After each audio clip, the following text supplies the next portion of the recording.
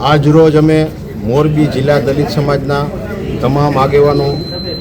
એકઠા થઈ મળી અને જે અત્યારે દારૂની પરિસ્થિતિ ભયંકર મોરબી જિલ્લામાં થઈ ગઈ છે, દારૂ જુગારના રવાડે જે યુવાનો ચડી ગયા છે, જે યુવાધન વેડફાઈ રહ્યું છે,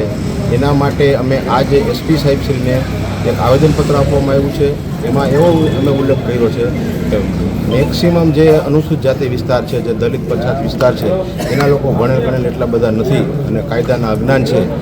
જેના કારણે આ દૂષણ અમારા અનુસૂચિત જાતિ મહોલ્લામાં ખૂબ જ પ્રમાણમાં વધી રહ્યું હોય. અમે સાહેબને એ કહેવા માટે આવ્યા છે કે અમારા જે અનુસૂચિત જાતિ વિસ્તાર છે એમાં અમારું યુવાધન બરબાદ ન થાય, અમારી બહેન દીકરીઓ વિધવા ન થાય, એના માટે થઈ અને આ વિસ્તારની અંદર ખાસ એક કોમ્બિંગ કરવામાં આવે અને આ વિસ્તારમાં જે દારૂનું વેચાણ છે, ડ્રગ્સનું વેચાણ છે,